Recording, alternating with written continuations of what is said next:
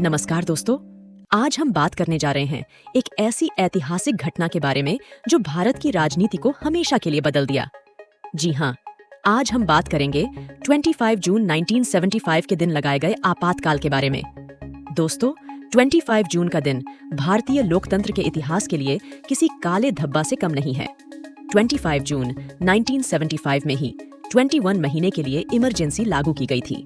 25 जून 1975 से 21 मार्च 1977 तक का यह समय इंदिरा गांधी सरकार की मनमानियों का दौर था। उस वक्त सरकार के खिलाफ उठने वाली हर आवाज को दबा दिया गया था। आइए, यहाँ जानते हैं कि इसे कैसे और किन हालात में लागू किया गया था।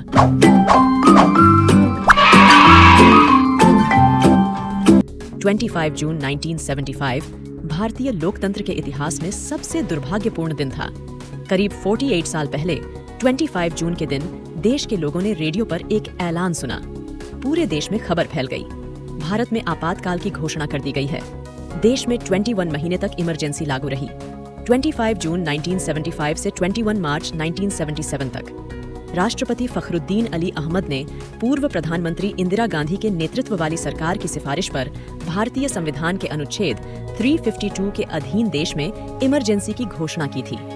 25 जून और 26 जून की दरमियानी रात में तत्कालीन राष्ट्रपति फखरुद्दीन अली अहमद के हस्ताक्षर करने के साथ ही देश में आपातकाल लागू हो गया था। अगली सुबह पूरे देश ने रेडियो पर इंदिरा की आवाज में संदेश सुना था। वह बोली थी, भाइयों और बहनों, राष्ट्रपति जी ने आपातकाल की घोषणा की है। इससे आतंकित होने का कोई कारण नहीं है। ये आपातकाल देश में अशांति को देखते हुए कुछ समय के लिए लगाया गया है। आपातकाल के ऐलान के साथ ही नागरिकों के मौलिक अधिकार निलंबित कर दिए गए थे। अभिव्यक्ति का अधिकार ही नहीं, बल्कि लोगों के पास जीवन का अधिकार भी नहीं रह गया था। 25 जून की रात से ही देश में विपक्ष के नेताओं की गिरफ्तारियों का दौर शुरू हो गया था। जयप्रकाश नारायण, अटल बिहारी वाजपेयी, लाल कृष्ण आडवाणी, जॉर्ज फर्नांडीज सरीखे बड़े नेताओं को जेल में ठूंस दिया गया था। जेलों में जगह तक नहीं बची थी। आपातकाल के बाद प्रशासन और पुलिस के द्वारा भारी उत्पीड़न की कहानियां सामने आई थीं। प्रेस पर सेंसरशिप लगा दी गई थी। हर अखबार में सेंसर अधिकारी बैठा दिया गया। उसकी अनुमति के बाद ही कोई समाचार छप सकता था। सरकार विरोधी समाचार छापने पर गिरफ्तारी हो सकती थी। यह सब तब थम सका जब 23 जनवरी 1977 को मार्च महीने में चुनाव की घोषणा हो गई। लाल बहादुर शास्त्री के निधन के बाद देश की प्रधानमंत्री बनी इंदिरा गांधी का कुछ कारणों से न्यायपालिका से टकराव शुरू हो गया था। यही टकराव इमरजेंसी की पृष्ठभूमि बना था।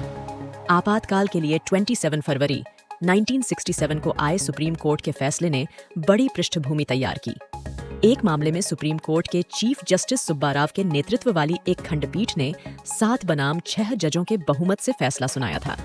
इसमें कहा था कि संसद में 2/3 बहुमत के साथ भी किसी संविधान संशोधन के जरिए मूलभूत अधिकारों के प्रावधान को न तो खत्म किया जा सकता है और न ही इन्हें सीमित किया जा सकता है। 1971 के चुनाव में इंदिरा गांधी ने अपनी पार्टी को अभूतपूर्व जीत दिलाई थी। वह खुद भी बड़े मार्जिन से जीती थी। इंदिरा गांधी की जीत पर सवाल उठाते हुए उनके चुनावी प्रतिद्वंद्वी राजनारायण ने 1971 में इंदिरा गांधी के खिलाफ केस किया था। संयुक्त सोशलिस्ट पार्टी के उम्मीदवार के तौर पर इंदिरा गांधी के सामने रायबरेली लोकसभा सीट पर चुनाव लड़ने वाले राजनारायण ने अपनी याचिका में आरोप लगाया था कि इंदिरा गांधी ने चुनाव जीतने के लिए गलत तरीकों का इस्तेमाल किया है। मामले की सुनवाई हुई और इंदिरा गांधी के चुनाव को निरस्त कर दिया गया। इस फैसले से गुस्सा होकर इंदिरा गांधी ने इमरजेंसी लगाने का फैसला किया। इंदिरा गांधी इतना क्रोधित हो गई थीं कि अगले दिन ही उन्होंने बिना कैबिनेट की औपचारिक बैठक के आपातकाल लगाने की अनुशंसा राष्ट्रपति से कर डाली। इस पर राष्ट्रपति फखरुद्दीन अली अहमद ने 25 जून और 26 जून की मध्य रात्रि में ही अपने हस्ताक्षर कर डाले। इस तरह देश में पहला आपातकाल लागू हो गया। इंदिरा गांधी के प्राइवेट सेक्रेटरी रहे दिवंगत R.K. धवन ने कहा था कि सोनिया और राजीव गांधी के मन में इमरजेंसी को लेकर किसी तरह का संदेह या पछतावा नहीं था। धवन ने बताया था कि पश्चिम बंगाल के तत्कालीन सीएम SS राय ने जनवरी 1975 में ही इंदिरा गांधी को आपातकाल लगाने की सलाह दी थी। इमरजेंसी की योजना तो काफी पहले से ही बन गई थी। धवन ने बताया था कि तत्कालीन राष्ट्रपति फखरुद्दीन अली अहमद को आपातकाल लागू करने के लिए उद्घोषणा पर हस्ताक्षर करने में कोई आपत्ति नहीं थी। वह तो इसके लिए तुरंत तैयार हो गए थे। धवन ने यह भी बताया था कि किस तरह आपातकाल के दौरान मुख्यमंत्रियों की बैठक बुलाकर उन्हें निर्देश दिया गया था कि आरएसएस के उन सदस्यों और विपक्ष के नेताओं की लिस्ट तैयार कर ली जाए जिन्हें अरेस्ट किया जाना है। इसी तरह की तैयारियां दिल्ली में भी की गई थीं। दोस्तों, चलिए जानते हैं इंदिरा गांधी आपातकाल लागू करने के लिए क्यों मजबूर थीं। इंदिरा गांधी को राजनीतिक, सामाजिक और आर्थिक कारकों के संयोजन के कारण आपातकाल लागू करने के लिए मजबूर होना पड़ा।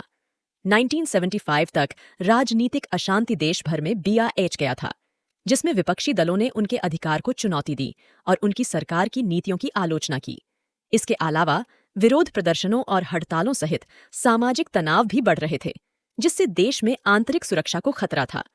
इन्फ्लेशन और अनएम्प्लॉयमेंट जैसी आर्थिक चुनौतियों ने देश में संकट को और बढ़ा दिया, जिसके चलते इंदिरा गांधी ने देश में स्थिरता बनाए रखने के लिए इंदिरा गांधी को आपातकाल की घोषणा करने का निर्णय लेना पड़ा। तो दोस्तों, आज हमने जाना कि 25 जून 1975 क्यों भारत के लिए एक काला दिन था।